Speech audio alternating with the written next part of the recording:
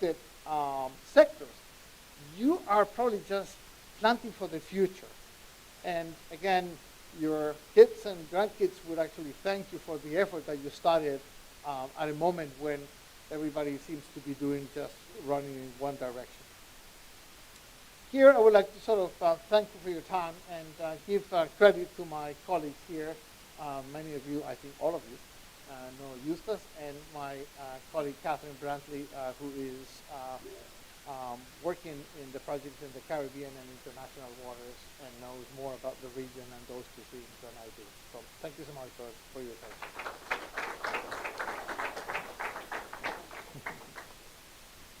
Thank you very much, Jaime. I think I'll modify things a bit, since we're halfway through the panel, to allow for some interaction between for the first two presentations, given their importance. Because there's an American poet, Robert Frost, in a poem called Mending Fences, who talks about his neighbor walking the line between their two orchards and putting a fence between them. And he kept mumbling, good fences make good neighbors. When we talk about the marine space, there are no fences in the sea. And in fact, the definition of good fences, of good neighbors, is not good fences in the marine space. It is good cooperation. And so I think that is a major takeaway. When I first was introduced by Chinese Vitalis to the ICCF, was in a meeting in Glasgow, I think it was. And the introduction of the American delegation to the ICCF, I was introduced to a Democrat and a MAGA Republican. Now, you could not find two polar opposites than that. But yet, there was absolute agreement between the two of them on matters relating to the environment. And I guess those of you who follow US politics closely will know what MAGA means in terms of environment. But to have a MAGA politician, in concert with a Democrat was an amazing thing. But what that speaks to is the importance of the political convergence that he spoke about. It is vitally important. And political convergence is not only a short-term thing in terms of an existing regime, a regime in government, and the coherence of the policies that they undertake. But importantly, as he indicated, it's a long-term thing. It is about how do we plan for the future. And doing so requires reaching across the aisle, so at least there is consensus on those matters. So I want to open the floor if anyone wants to ask any questions of Ambassador Etienne or Jaime, then feel free to raise your hand and ask your question. Okay, going. Yes, over to you, Mike. Thanks so much to the two presenters for the excellent presentations. I have a question each. Ambassador Etienne, you spoke about the 10 ocean action panels, and I wondered if any consideration has been given to have any SIDS heads of states be one of the involved in the co-chairing of those 10 ocean action panels for the upcoming UNOC. I have to inquire to be able to answer, but I will do so. It's an opportunity for me to say that Ambassador Poivre d'Arvor, who is leading the game for us in Paris and internationally, should have been with us, at least in technical terms, tonight in terms of Visio. But I will convey the question, and I will make sure that you get an answer. Great, thank you. And the other presentation, the other question on the other presentation, spoke about policy coherence. And I think it's a very interesting concept. I think in practice it might be a little daunting. But in considering that, I wonder what sort of impact would that have on capacity building within government, or just widely within a country? Right. I think that I would start by saying that you need to build the capacity to do policy coherence, because you need to make sure that the MPs of the political parties that are all welcome to participate in the caucus understand, kind of the challenges ahead. So that is the first step that you actually need to take, to actually kind of discuss these matters and ensure that people are aware of the fact that they are there for the long run, and that it is okay to exchange points of view that might be opposite. Actually, I thank you, Dr. Jules, for mentioning, in the United States, congressmen from Republican, Democrats talking together outside of Congress on things that you will never see them talking inside the Capitol Hill. So, and then, kind of, it is a slow process, so you actually need to sort of, again, build the capacity to actually do it. Some of the countries in Northern Europe have been able to do some policy coherence explicitly, and I think that they will actually be a source of information on kind of how that exercise reflects on the building of the capacity at the national and regional level.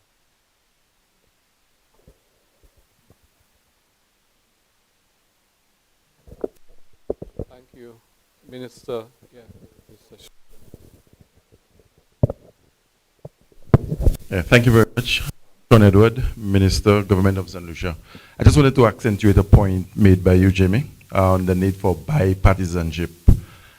It is not uncommon in the Caribbean for us to change governments every 5 years. In the case of St. Lucia, every 5 years for the past how many elections we change governments.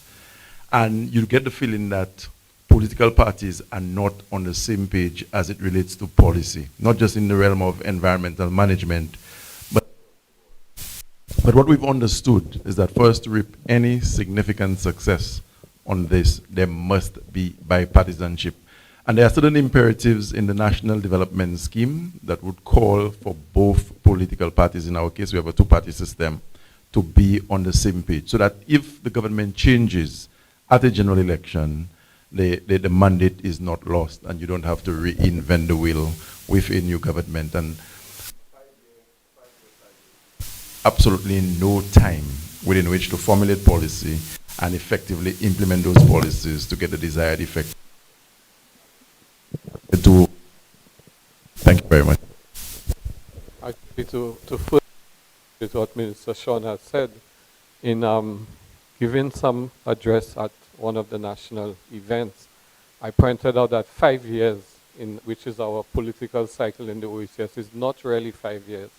If you take out, you discount weekends, holidays. No, this is a serious calculation. Holidays, weekends. No, not even counting snap elections. Let's take 5 years as a 5-year term. Discount the weekends, the number of days, discount the weekends, discount 14 days holiday, and national holidays, you actually end up with about 1 year to do the work of government. And this is very serious because it shows the pressures our governments are under, and it reinforces Jaime's call for policy convergence and what Minister Sean has said. Now we open up Pandora box. Come.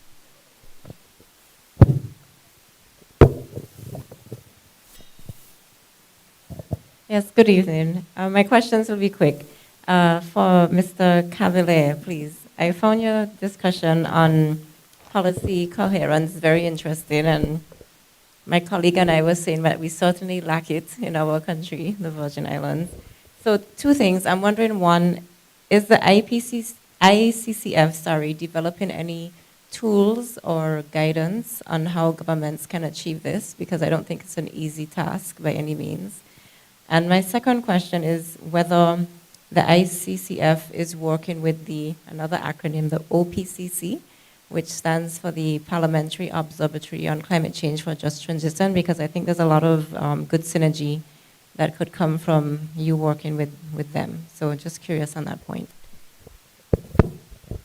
Thank you. Number one, In terms of guidelines, I did mention that ICCF is doing a pilot project on policy coherence financed by the JEF. It was almost like a mandate from Carlos Manuel Rodriguez to actually do it. The first component of that project, which is actually running in 3 countries, is exactly about that. It's exactly about, as we move forward, capture the lessons of how is that you actually do it. And the 5 lessons that are put together, I don't think anybody has seen them before because they are fresh out of the oven. And the component 1, I think, is the one that the JEF is the most interested in because they want to be able to say, okay, countries interested in investing in JEF resources, here are some guidelines, here are some lessons. So yes, the answer is yes. A guideline book on how to do it will come out of this medium-sized project. In terms of the relationship with parliamentary groups, I don't know how many of you have heard that the Ministry of Environment of Colombia, the CBD Secretariat invited ICCF to organize a global parliamentary forum at the CBD COP in Cali. I mean, everybody's invited. If you are already accredited, consider coming to that forum. It's the first one that happens in more than 10 years. And we're basically actively working with, again, the ministry and the CBD Secretariat to have a parliamentary forum that will actually conclude with a declaration that we're going to be linking to the actual documents of the CBD COP. So it's not only just a separate document that flies around with no teeth. It's actually going to be anchored with the decisions that the COP will actually do. So, all the parliamentary groups, there are several in Africa, in Latin America, in Asia. We extended invitations for them to come. We don't know how many will actually approve, but the answer is yes. We're actually working with those parliamentary groups at the regional level and also at the global level.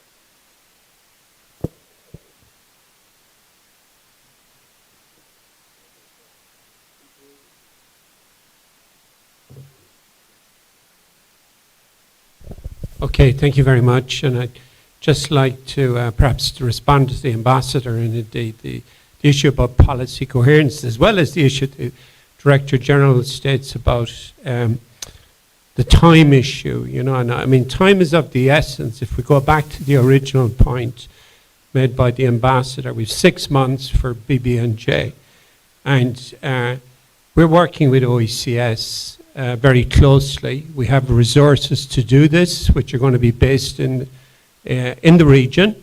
And over the next 6 months, we can assist governments, the OECS member states, on the ratification process. So, look, I would ask everybody in the room here to take that message back to the member states. The resources are here in OECS, dedicated resources, which is funded by Ireland under their ocean strategy, and it's a very important strategy for SIDS. Working specifically on treaty ratification, BB&J ratification before June of next year with the experts within the region. And we'll be doing a session tomorrow. Thank you very much, DG.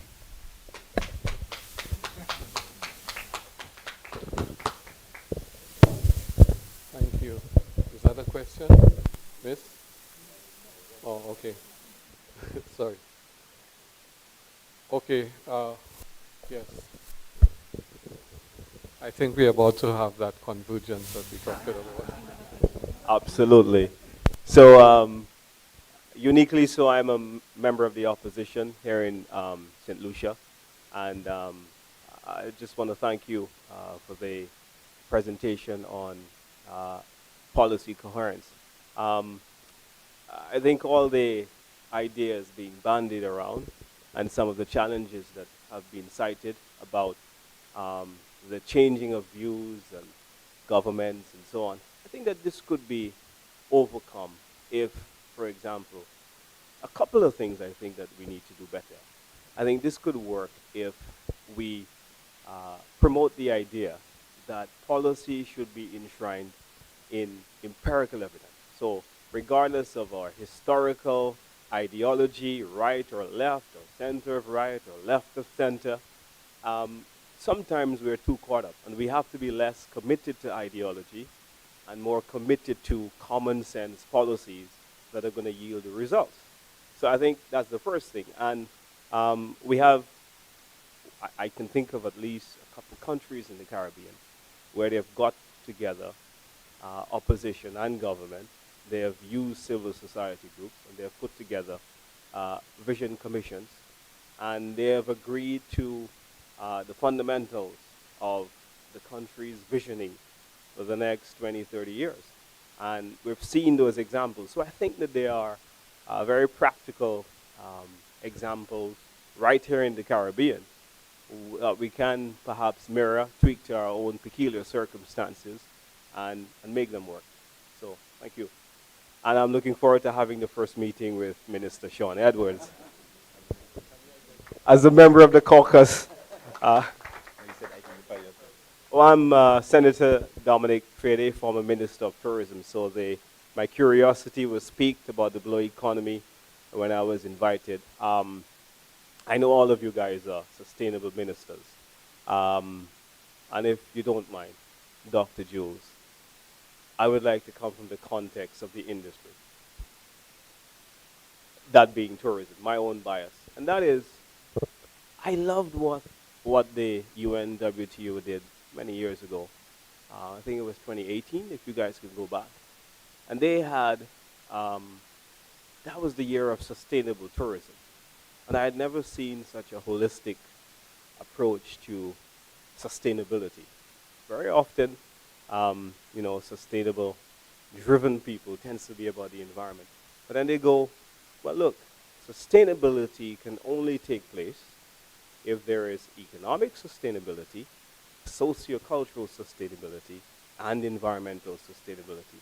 They each go hand in hand. So how about that for policy coherence? Thank you. Thank you very much, former Minister. I would ask that as members of the colleagues in the audience react, that you introduce yourselves too, okay? So at this point, it is with great pleasure. Oh, let me also say that we have online Minister Joel Clark of St. Kitts and Nevis, Minister of the Environment. So, Mr. Clark, if you're hearing us, just signal if you need to make any intervention or comment, please. The team will flag and you'll be given the floor.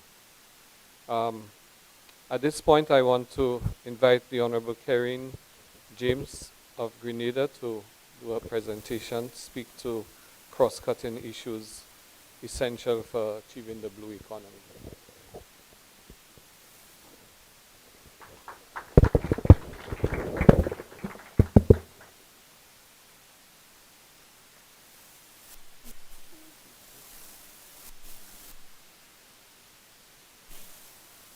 Thank you so much, Mr. Moderator. I recognize the protocol established and to everyone who took the time out to come to listen to this high-level dialogue.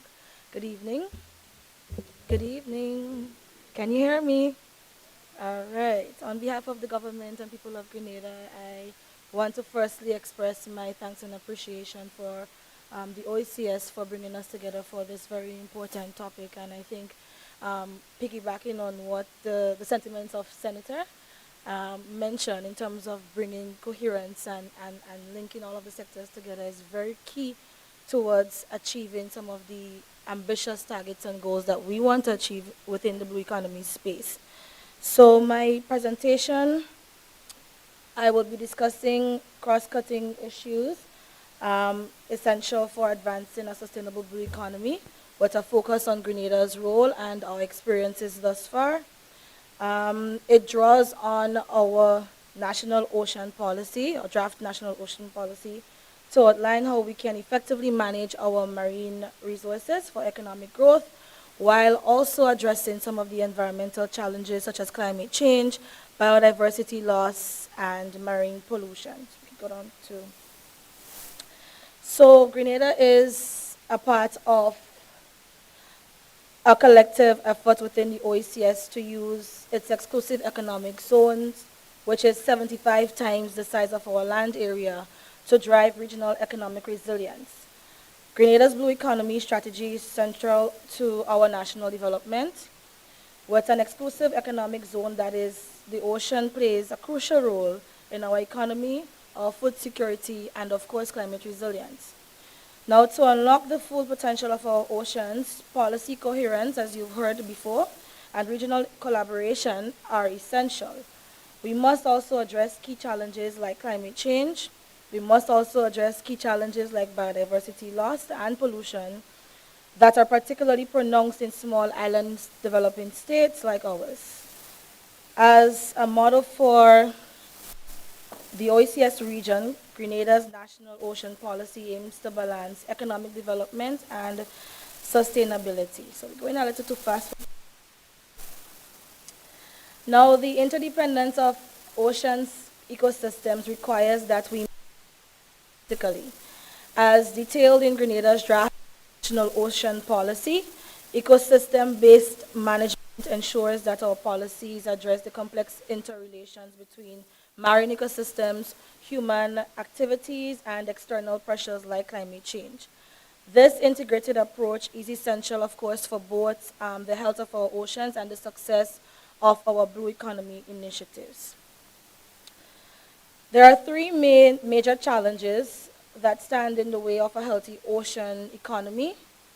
And I reiterate, notice I'm reiterating three words: climate change, biodiversity loss, and marine pollution. Rising sea levels, increasing ocean acidification, sargassum influx, and more frequent extreme weather events are threatening our coastal and marine ecosystems.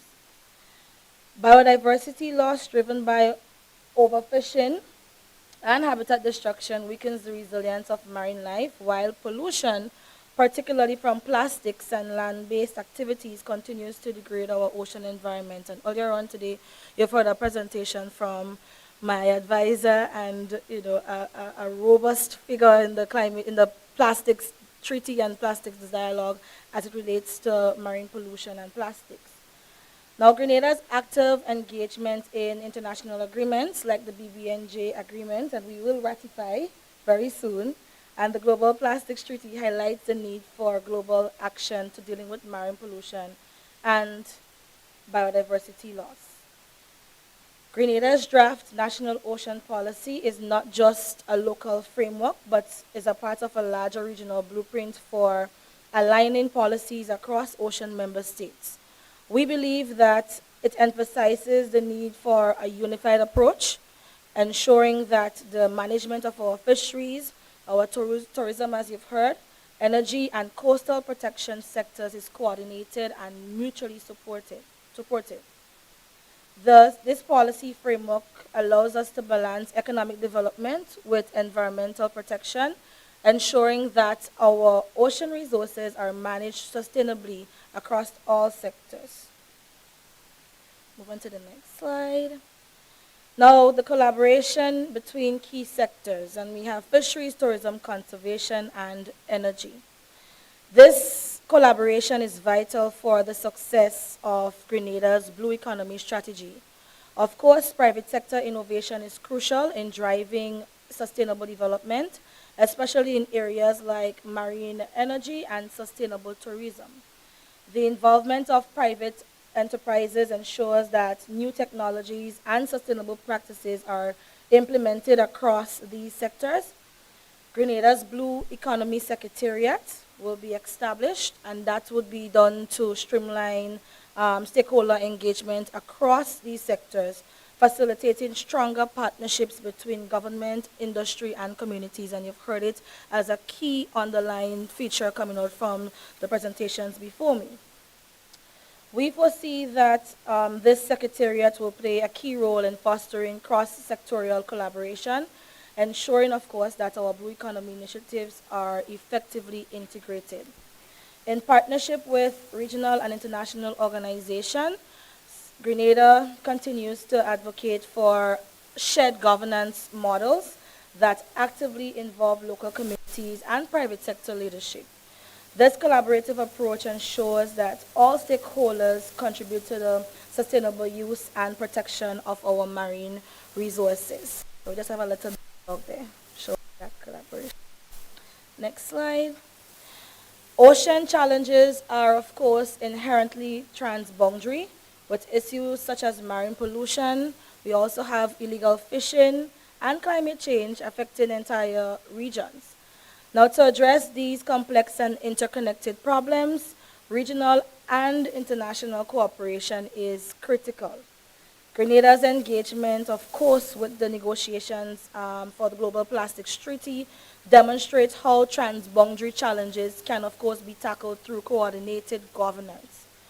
We have also played a pivotal role in advancing some of our marine policy within OECS and CARICOM as a wider body, aligning national initiatives with, of course, regional and global frameworks. Now, through collaboration, we can address shared issues like illegal fishing more effectively, enhancing, of course, the sustainability of our blue economy across the region. Go on to the next slide. I would speak about very briefly, and give me a time check, promoting competitiveness through the blue economy. Sustainable oceans, or industries rather, not only protect the environment, but it also creates economic resilience. As a small island developing state, Grenada's ocean resources provide significant potential for growth, especially through marine renewable energy, sustainable tourism, and, of course, fisheries development. In the coming years, the government of Grenada, through the proud and leadership of our Prime Minister, will actively explore offshore wind energy and ocean thermal energy conversions. These projects, they aim to reduce reliance on imported fossil fuels and lower the country's carbon emissions as outlined and expressed in our NDCs and other policy documents. Now, in 2019, a feasibility study identified several potential sites for offshore wind farms, estimating that this could generate up to 40 megawatts of energy, which would supply a substantive portion of Grenada's energy needs. Noting that we have a total electricity generating capacity of 50 megawatts, and of course a peak electricity demand of 33 megawatts, while reducing greenhouse gases over 20% is something that we are looking forward to with great ambition and anticipation. Now, as it relates to sustainable tourism, particularly so for marine ecotourism, this for us is another crucial sector. Grenada's underwater sculpture park, the first of its kind, attracts thousands of tourists annually, contributing to a 25% increase in tourist arrivals since 2017. This innovation has made Grenada a leader in sustainable tourism in the Caribbean, generating revenue while also promoting the preservation and of our marine ecosystems. And if I may add, in fact, you would see a picture. So the first picture is our underwater sculpture flag that I made mention to. And this one here, what you're looking at on this side, is one of our most recent investments in sustainable tourism. And it is the installation of what was dubbed Adrift, the World Adrift, and that is Carriacou's newest underwater sculpture park. That was crafted by the world-renowned artist Jason Taylor, and it is a powerful symbol of our dedication to marine conservation, coastal resilience, and cultural preservation. And this underwater sculpture park was launched today. And it is very significant that I had to place this in the PowerPoint presentation on the 99th hour, because you recognize that, and you should know by now, the islands of Carriacou and Petit Martinique was significantly devastated by Hurricane Beryl. And so what you're looking at behind me is one of the sculptures that was anchored today. You will notice that it's an image of a child, and I'm sorry that I didn't get a closer picture of it. It's beautiful. Children images were used as inspiration, and Carriacou is known for a rich boat building culture.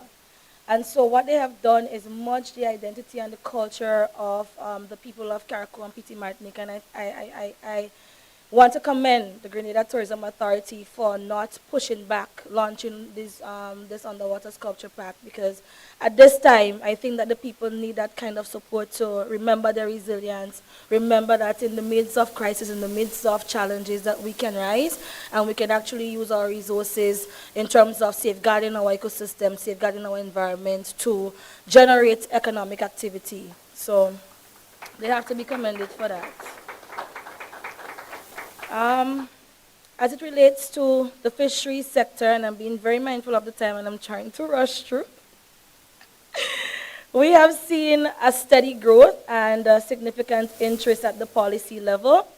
We have signed a memorandum of understanding on MOU with the government of Cuba on fisheries and aquaculture development. Additionally, we are in the final stages of finalizing a Blue Economy MOU between Grenada and the People's Republic of China. Now, it would be remiss of me if I did not mention government's active lobbying for the development of a sustainable offshore bait fishery to support our tuna longlining industry, in addition to, of course, relieving pressure on our wild stock. This, of course, we believe have great potential for a collaborative approach within the OECS, and I know my fisher folk, who I am the elected member for in Guave, the fishing capital of Grenada, would be proud that I made mention of that. Innovation and technology, of course, is at the forefront of Grenada's blue economy development as well, and so this is an area that we definitely have to spend some more time into delving into the data and trying to see how best we can come up with something that attracts the next generation. If we move on to the next slide. Of course, we need strong governance. You've heard it as a theme again coming out of the two presentations, and indirectly so based on the questions that was asked. That is essential for achieving a sustainable blue economy. It ensures that economic development is balanced with the protection of marine ecosystems. Grenada has made significant progress in establishing governance frameworks that promote sustainable management of its marine resources. And as a newly installed government, we are committed to going ahead with that agenda. So to end, the blue economy is not just an opportunity. It is a necessity for the sustainable future of our nations. By addressing the interconnected challenges of climate change, biodiversity loss, and pollution, we can, of course, create a resilient ocean economy. I believe that. And I believe that this can sustain both our livelihoods and our ecosystems. Now, the OECS has the potential to set the global standard for a model blue economy region, driven by policy coherence, technological innovation, and collaborative governance. And so as we move forward, it is crucial that we champion innovation. It is crucial that we advocate for strong international partnerships and advocate for strong implementation of policies that ensures our ocean remain healthy, productive, and vibrant for future generations. And so if we are able to accomplish this, I believe that together we can build a competitive, sustainable blue economy that not only enhances our regional resilience, but position the OECS as a leader on the global stage. So thank you, and of course, I'll be happy to get more questions. Thank you very much, Minister. I will ask the team to ensure that the presentations that were projected, we keep copies and we circulate to all participants and persons online who might be interested.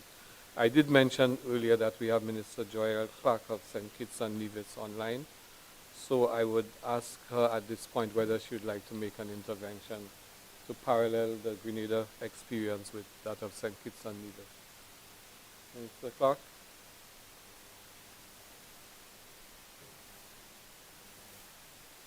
You would? Greetings. Thank you so much for the opportunity to provide an intervention, and really to echo the sentiments presented in terms of where we need to go for sustainability around the blue economy and around ocean governance in particular, and to share from the St. Kitts perspective that the transboundary issues that we have to deal with, marine pollution, plastic pollution, and biodiversity conservation, is such that St. Kitts and Nevis cannot do it alone. If you look outside your window anywhere in St. Kitts, you're seeing other islands, and it just reminds us of the importance of having transboundary conversations. And in particular, just one reference to the fact that for St. Kitts and Nevis, our neighbors in this case are non-CARICOM, non-English speaking neighbors who also have to be part of this regional conversation with the OECS. So I just wanted to add that context there for how we consider the conversations with the other island states. Yeah, thank you. Thank you very much, Minister. Let me just add a bit to what was said by both ministers in terms of an OECS initiative that really speaks to the importance of the blue and the potential of the blue economy. We were just prior to Beryl, about to Hurricane Beryl, to begin work on the construction of a conch hatchery in Union Island. And that conch hatchery was to serve the southern Caribbean. The conception of that was done involving conch divers from the St. Vincent and the Grenadines, St. Lucia, Grenada.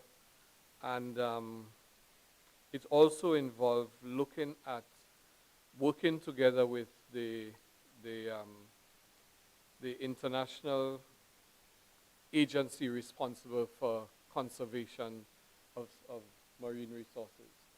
So the idea there is that we will have a sustainable utilization of the conch resource.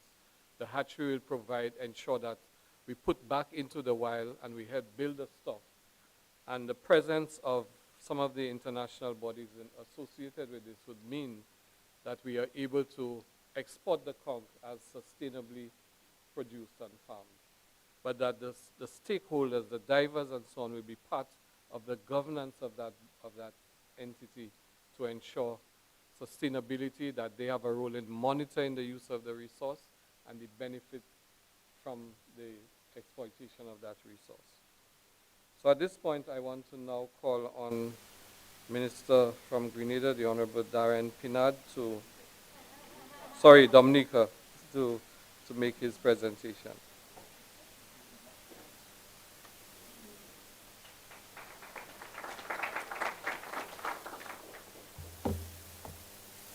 Good evening, everyone. Yeah, I would like to acknowledge here table is Ambassador Etienne, Mr. Cavalier, and Kerry and James from Grenada. Listening to Ms. James's presentation, I would say there are lots of similarities between the Grenadian and Dominican experiences as it relates to the blue economy. So you can be assured, Mr. Etienne, that there will be good policy coherence as it relates to management of the blue economy. Now, good evening, honorable ministers in the audience, ambassadors, and distinguished guests. Now, Dominica's experience and geographical location have required us to have a national orientation that maintains Dominica's unique position as a country known for adopting healthy lifestyles in harmony with nature, for promoting sustainable consumption and production patterns, and for building resilience to reduce disaster risks or to adapt to or mitigate climate change impacts. Economic volatility and vulnerability associated with shocks from natural disasters, specifically within the agricultural and fishery sectors, continues to limit trade participation, market access, and competitiveness. Our recent experiences with disasters such as Tropical Storm Erika and Hurricane Maria have been instructive in demonstrating our recovery capacity while illustrative of the critical need for structural, behavioral, and legislative changes in the overall governance and policies that drives our economic development as vulnerable small island developing states. Now, the annual threat of devastating climate-related events, specifically tropical storms, hurricanes, and heavy rainfall, is the basic reason why we are so naturally drawn at means of for experience sharing and knowledge transfer throughout the region and across the world. As the nature island of the Caribbean, we have in the past successfully protected our land resources. Like 20%, 22% of our forest areas are reserved, and as such, a critical component of our national economic development agenda must also include the development of sustainable ocean-based economy, that is the blue economy. As part of our development agenda, we are seeking to pursue a well-planned, highly productive, competitive, and innovative blue economy that promotes full and productive employment, equal access to economic resources and opportunities critical for attaining our national goals for the agricultural and fisheries sector towards a goal of having $700 million contributed to GDP annually by 2030. Noting that in 2022, GDP agriculture contributed $274 million. So there is a significant gap and to be covered. Our fisheries sector in Dominica is underdeveloped, and therefore its ability to contribute to this economic expansion target requires significant investment and changes in the strategies adopted, particularly the increased employment of regenerative development strategies to include the sustainable use of our aquatic resources. It is within this framework that our country is pursuing the development of the blue economy consistent with Dominica's scientific, geographic, historic, and technological resource endowments. Our government is well positioned to create the new levels of engagement and an environment that fosters potential investments within the local economy to generate novel sources of revenue and employment in fisheries and tourism. And we shall introduce appropriate legislation to govern national frameworks for the regenerative development of our marine resources and engage through effective partnerships the development of key marine products and services, particularly whale watching, swimming with the whales, diving, deep sea fishing, sport fishing, photography, film, mariculture, and aquaculture. Advanced policies oriented on centering our response to economic and or climatic events that threaten local food and nutrition security, regional autonomy, sustainability, and competitiveness, and develop model responses to climate variability, climate-induced hazards, and catastrophic events to build resilient fisheries and food systems. We will develop a body of information or a depository of climate change mitigation and adaptation, conservation and protection of marine ecology, and the sustainable use of living aquatic resources to be available to the region and around the world, and used for promotional purposes, which will invariably attract more investments and tourists to our region. We will set a platform for replication through marine scientific research and applications, exploratory fishing, and the introduction of marine biology and maritime training locally. And the Minister for the Blue Economy have proposed this strategic framework to provide the human resource capacity and the technical support for the development of priority blue initiatives and to facilitate international and regional partners in programs delivery to increase Dominica's economic activities contribution to economic growth, specifically through the establishment of the Blue Economic Unit, that is the BEU, to promoting the marine component of Dominica as the nature island of the Caribbean and building collaboration and cross-linkages between tourism, fisheries, and agriculture for the fisheries and agriculture for which fisheries will be responsible for. We will improve the fish processing capacity at new and existing fisheries complexes to facilitate greater volumes and higher quality of fish catch, landings, and fish exports. We will further develop of the boat building capacity in Dominica, development of the Global Regenerative Climate Research Institute in Dominica, implement the National Action Plan, the NAP, to prevent, deter, and eliminate illegal and unreported and unregulated fishing in collaboration with the Caribbean Regional Hub to strengthen cooperation in the use of innovative and digital technology to fight fishing crimes. Promulgate regulations under the Fisheries Act of 1987 and pass new legislation where necessary to facilitate management of the dive sector, recreational fishing, whale watching, and other water sport activities in Dominica. The establishment of an additional marine protected area within Dominican territorial waters and the development of an international maritime organization, traffic separation scheme for Dominica, which would facilitate the establishment of the MPAs at the marine section of the Cabritz National Park and other locations in Dominica. Now, the world's first sperm whale reserve for sperm whale protection and a well-managed, sustainable operation with a low carbon footprint and high economic benefit in the research, education, resource conservation, climate change mitigation, and blue economic investments. In Dominica, we are privileged to have over 50 sperm whale families permanently resident in our waters, living in matrilineal societies led by grandmothers and the mothers. These enormous creatures spend time in our waters, diving deep for squid, giving birth and raising their young.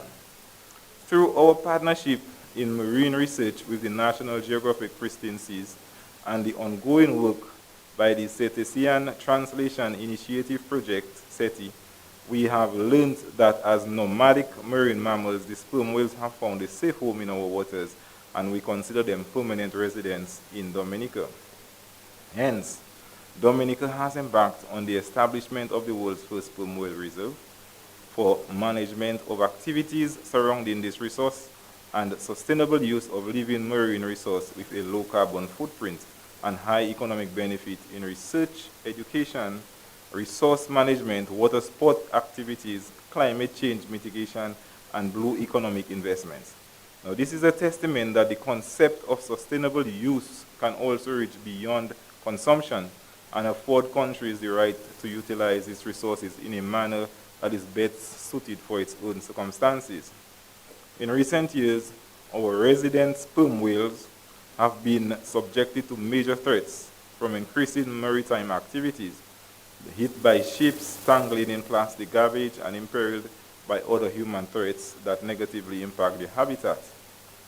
With rising ocean temperatures within the region, the increased intensity and the incidence of potential catastrophic climate-induced events can further reduce their numbers and result in their migration to cooler oceans up in the north. Now, it must be noted that following the catastrophic impact of Hurricane Maria on September 2017, the Honorable Minister, Prime Minister, profoundly announced to the United Nations our vision of becoming the first climate resilient nation in the world. Now, that is a very bold approach as a small island developing state to introduce new facets of nature conservation and climate change mitigation and adaptation consistent with our brand as a nature island.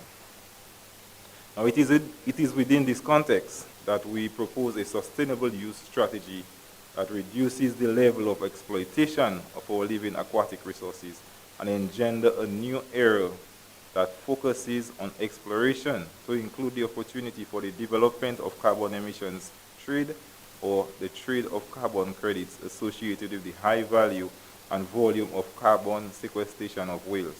With Japan being a commercial whaling nation and Dominica a whale protecting nation, we can develop a carbon trade mechanism consistent with strengthening collaboration between our countries and the sustainable use of our whale resources. Thank you very much.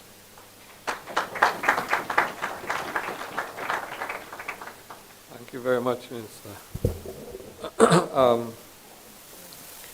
Fun fact, did you all know that while St. Lucia is the Helen of the West Indies, that Dominica was the original site of the Garden of Eden? So a lot is being done in Dominica with respect to conservation. I can attest to the whale sanctuary because even from the hotel at Fort Young, you can see dolphins and If you're lucky, a whale passing by. So at this point, I would open again the floor for any quick comments or questions to the Minister Sean.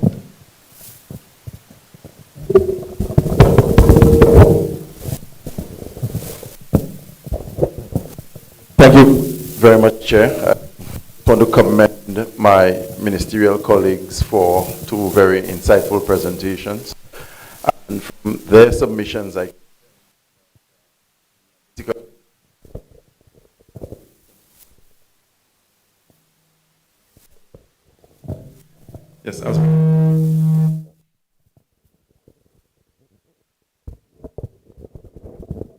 yes, I was making a point that the two presentations from the ministers were quite insightful, and very edifying.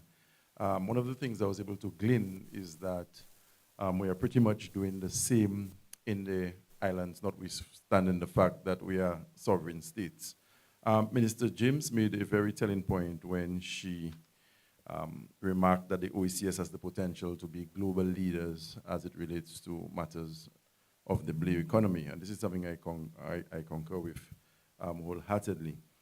But very interestingly here today is the fact that the need for collaboration amongst the OECS is once again being underscored. And it is all well and good for us to forge relationships and partnerships with international agencies and friendly governments like the French and others in the international community. But very, very important is how we are able to work together. Because as you quite rightly said in your presentation, Minister James, we all have to grapple with the triple planetary crisis, as we call it: climate change, biodiversity loss, pollution, and whatnot. And you also made the point that we need to have a very solid, very robust policy and legislative framework within which to operate. But we have to make the distinction between policy and legislation. Whereas policy signals our intentions and what we want to do for the good of the persons whom we work for as ministers, as politicians, in the absence of the requisite legislative framework, you find policies cannot always be as effective as they ought to be. And for us in St. Lucia, I should very quickly let you know that, yes, we have developed a National Oceans Policy and Strategic Action Plan. Now, this is policy. The intentions are good, and it called for the collaboration of several key players in the various sectors, and I think Senator Fede alluded to that earlier, of course, speaking very passionately about tourism, which he shouldered in the previous administration. But it was very important for us to have had collaboration where the Department of Fisheries, the Ministry of Tourism, Sustainable Development, all came to the table. Because what you will find out as a minister and as a policymaker is that people bring their biases to the table. So the perspective of the person from the Department of Tourism may not necessarily mirror the interests of whoever is representing the Fisheries Department. And that is why you must have consultation to ensure that whatever policy position is established is one that reflects all the sectors, but at the same time, and ultimately, it is the direction in which you want to take the country.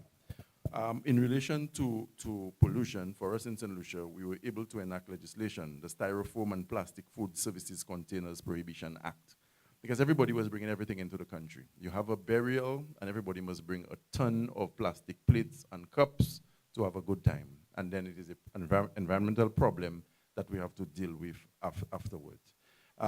So I think legislation is key, but for me in St. Lucia, the one that has, well, I've been very, very pleased about is when we were able to formulate what we call the ML map, the Marine Litter Management Action Plan. And I think this basically encapsulates everything that needs to be done as it relates to the management of plastic waste in St. Lucia.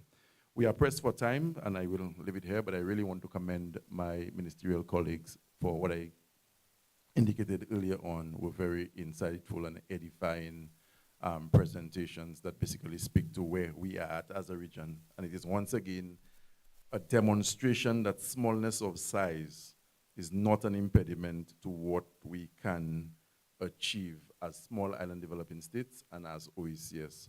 And there's no better reminder of that than when Julian Alfred won the Olympic gold medal in Paris a few weeks ago. Thank you very much. Thank you, Minister. Jerry, Ambassador Special Envoy for Oceans, Government of Grenada. This morning, the commander made a statement as to what is the definition of the blue economy. In some countries and some territories, maritime security is a paramount part and a main pillar of the blue economy.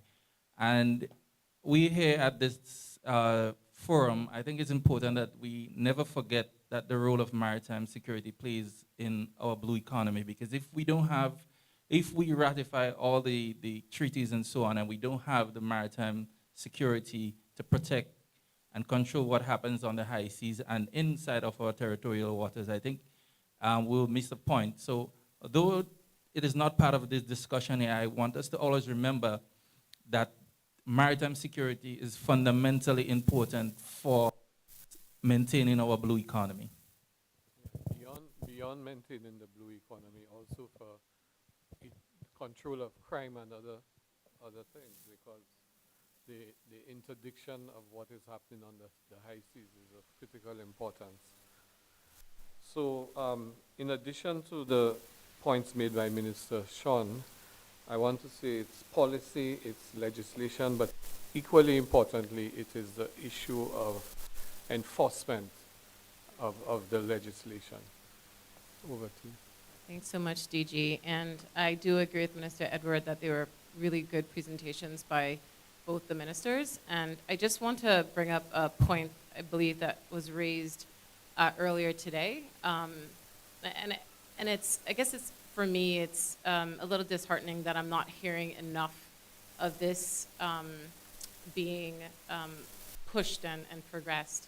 So I think a key aspect of ensuring that we're able to not only integrate policy into our national development and national transformation is our ability to build our domestic capacity. And I think that's something, as part of the approach that we're taking, particularly with strategic partners, particularly with donors, we don't say enough. And so what I'd like to see, at least at the political level, leveraging the political force and the will of the OECS countries, is for there to be some political advocacy speaking to the donors on the need for us to build our capacity as well as retain our capacity. We need to ensure that our ministries are well equipped to not only decide and plan and understand the implications of the work that we're doing, but ensure that there is long-term durability built into our system. So we can talk about policy coherence, we can talk about policy enforcement, but we really need to talk about capacity building within our governments, but also within our countries, being able to empower those implementing agents that are doing the work on the ground with knowledge, with financing, with resourcing. So I just wanted to make that point for consideration to the ministers. Yeah. And Sir Arthur Lewis in work that for the smaller state to be. Can I get another man? Yes, Sir Arthur Lewis in the 8 spoke about the need for a regional public service among the small islands. Now, clearly, that's a whole different kettle of fish, but we've taken some lessons from that and recognize that capacity building is critical. But a duplication of capacity building across the member states is not a sustainable solution. So here's what we are proposing at the OECS Commission. There are some positions we have that are permanent positions that for various reasons we've not filled yet. However, we think in having those positions, a couple of them used as rotational positions. So let's say in the environmental division, we could use Ambassador Enro to, if there's stuff that needs to be done, let's say St. Kitts or Antigua needs assistance, to ask his government to second him for 6 months, for a year, for 3 months to assist in doing what needs to be done in Antigua. After he leaves, somebody else may need assistance. Grenada may need help from St. Lucia in a different aspect of the blue economy. Transfer again. What happens there is that we are making use and building capacity of our own expertise right? Helping to strengthen that, spreading their talent across the member states, building closer relations within the public service in the respective portfolios of the member states, and doing so in a way that benefits everyone. Because what we propose to our governments is that you maintain at least their in-home salary. We do an add-on to that with all of the benefits and so on that come with working with the OECS. So it makes it possible. It will be beneficial to the people. You're using their skills, you're broadening their talent, you're building their profile. The member states that require the assistance is getting it. And it's a win-win from every possible angle. So this is one of the approaches to capacity building. I can tell you that last year we spent $19 million on consultancies. And my colleagues in the commission can tell you we are seriously questioning the value of that model, because there's enough talent in the region that we can utilize, and we can do twice as much work or 3 times as much work utilizing those funds, using Caribbean talent within the member states or from the Caribbean diaspora. Okay, so to conclude today, 3 takeaways. Sorry, one more. Yes, sorry. 2 more. Okay, be quick, please. I will be quick. So mine is a very quick comment. Introduce yourself. Valerie Grant, Strategic Advisor on Geospatial Matters for OECS. I wanted to use this opportunity to say that I've seen maps, I've heard the reference to geographic orientation, I've seen marine spatial plan in many of the presentations. And so this really reminds us and underpins the importance of both hydrospatial and geospatial data.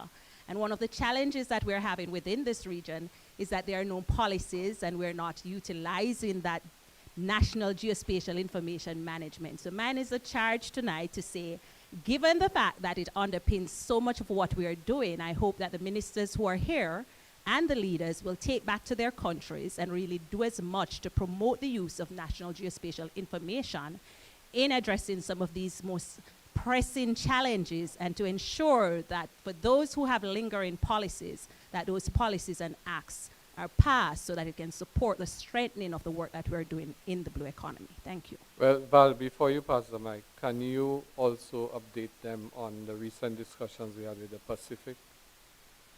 Right. So there are several discussions that we're having, and one of the discussions we're having is with regards to creating a digital Earth Caribbean. And that digital Earth Caribbean will really underpin several of the initiatives to the blue economy.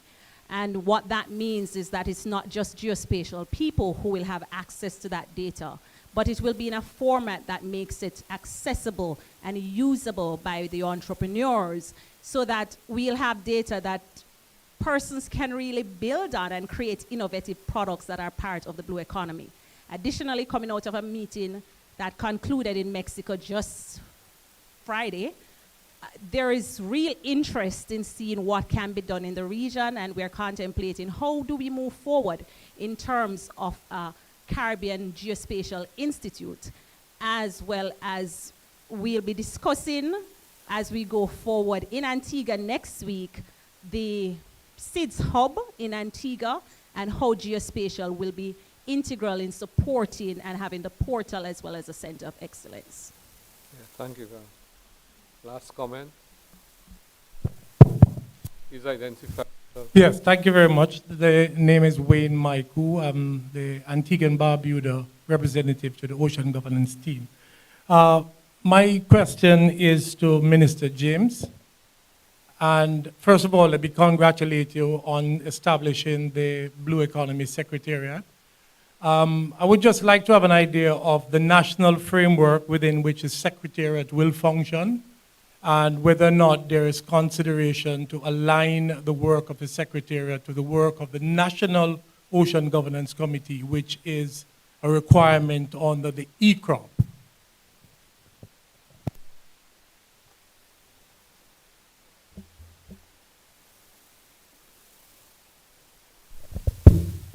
Thank you for this very important question. I will turn it over to the advisor for the Blue Economy, who have done tremendous work in terms of linking the two. So if you don't mind, sorry for putting you on the spot, but that's what he's here for. Yes, Commander. So our Blue Economy Secretariat, the legislation for establishing the Secretariat lies within the Ministry of Environment. And our National Ocean Governance Committee lies with our Ministry of Agriculture. So it will operate inter-ministry. So the framework for establishing the Secretariat fits under our National Ocean Policy, because to us, the National Ocean Policy is the guiding document for all our ocean activities. We're in the process of finalizing that document to take into account the new avenues like offshore renewable energy. Obviously, we have to give account for things like hydrocarbons and so on.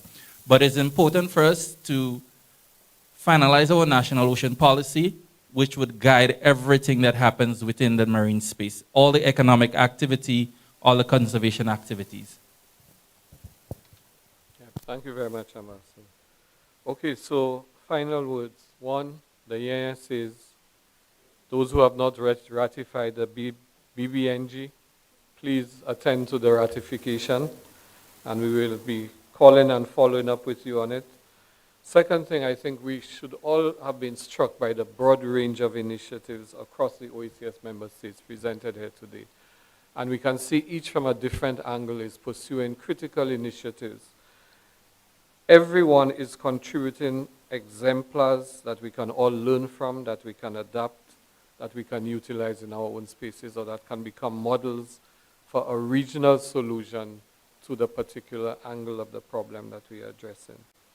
And finally, the importance of policy convergence. I think we got a masterclass lesson in policy convergence, and we heard the experience of some of the, both sides of the aisle from Minister Sean and former Minister Fede, that speaks to that. And I think, if anything, we hope that this dialogue tonight will pique interest in the importance of having whole of society, whole of government approaches to the resolution of these challenges. Thank you very much, and I turn you back to Chamberlain.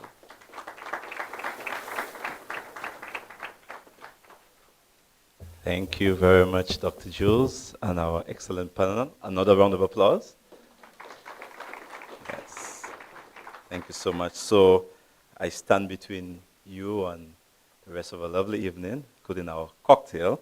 But just 3 tasks I need to complete, and one of which I've already announced. So that's number 1. To announce the cocktail afterwards. The second task, which I will further condense, with permission, Susanna, we have an OECS statement of affirmation to the United Nations Ocean Conference next year, 2025. This will be circulated, but allow me to read literally just a few lines.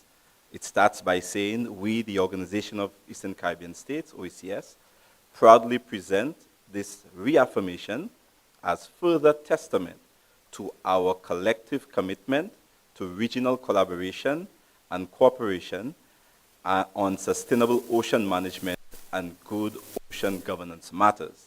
It says, towards the end, today, we signal renewed commitment to sustainable ocean management. Number 2, reducing unsustainable practices. 3, fostering innovation and investment. 4, sustainable socioeconomic development. 5, climate resilience. 6, informed decision making. And 7, promoting education and awareness. And it concludes, in presenting this statement, the OECS reaffirms its dedication to ocean conservation and sustainable development. We look forward to working with global partners to turn our commitments into tangible actions and to celebrate the collective achievements that will shape the future of our ocean. We urgently call upon the international community, stakeholders and partners, including the private sector and academia, to actively support our efforts. We seek your commitment to providing essential technical and financial resources, as well as information, data, tools, and collaborative opportunities. Your involvement is critical to our success and to driving meaningful change. Together, we can achieve our shared goals of preserving ocean health and ensuring a sustainable future for generations to come. So that is the synopsis of the declaration. The final task, we will be having a launch of the Unleashing the Blue Economy. That's a UBEC matching grants facility. This is the next iteration in a journey, which I need to identify the partnership with the World Bank. The World Bank has been our foundational partner in ensuring we have the infrastructure, the architecture. This is how we were able to develop the national ocean policies, update the Eastern Caribbean regional ocean policy, also coastal and marine spatial plans. All of these were in partnership with the World Bank, and now also with the bank. Through the UBEC project, we are going into supporting actual blue economy industry in the participant member states, and that launch will happen upstairs, 5th floor, tomorrow from 9 a.m. And so there's an online link. You're welcome to join in, to understand and learn and share the news, and some of us will be here in person. So Natalia, thank you so much for yourself and the team from the World Bank for your support. Thank you so much, honorable ministers. Thank you, DG, for an excellent job. Thank you to all of our high-level participants, Minister Online, those of you who stayed with us in the room. Thank you so much, and looking forward to edition 5 of the Blue Economy Roundtable. Have a wonderful evening.